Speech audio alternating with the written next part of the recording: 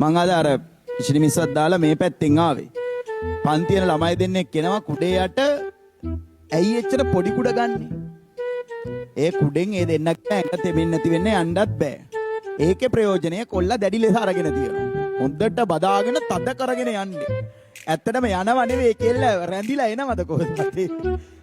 පිකාර කරන්න එපා පාරවල් වල අපිට ලැජ්ජයි යන්න. තව චුට්ටක් එහෙම වුණා නම් අම්මපා මං කපනවා ඇඟට. ඉවර යන්න දෙද්ද?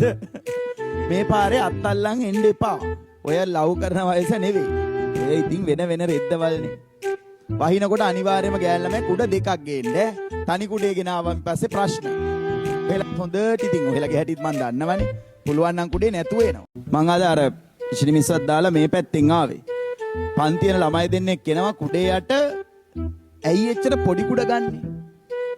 ඒ කුඩෙන් ඒ දෙන්නක් ඇඟ තෙමෙන්නේ නැති වෙන්නේ යන්නත් බෑ. ඒකේ ප්‍රයෝජනය කොල්ලා දැඩි ලෙස අරගෙන තියෙනවා. හොඳට බදාගෙන තද කරගෙන යන්නේ. ඇත්තටම යනව නෙවෙයි කෙල්ල රැඳිලා එනවද කොහොමද? පිකාර කරන්න එපා පාරවල් වල අපිට ලැජ්ජයි යන්න. තව චුට්ටක් එහෙම වුණා නම් අම්මපා මං කපනවා ඇඟට. ඉවර යන්න දෙද්ද? මේ පාරේ අත්තල්ලන් එන්න එපා. ඔය ලව් කරන වයස නෙවෙයි. ඒ ඉතින් වෙන රෙද්දවල්නේ. වහිනකොට අනිවාර්යයෙන්ම ගෑල් ළමයි කුඩ දෙකක් ගේන්න. තනි කුඩේ ගෙනාවන් පස්සේ ප්‍රශ්න. ඔයලා හොඳට ඉතින් ඔයලාගේ හැටිත් මං දන්නවනේ. පුළුවන් නම් කුඩේ නැතුව එනවා.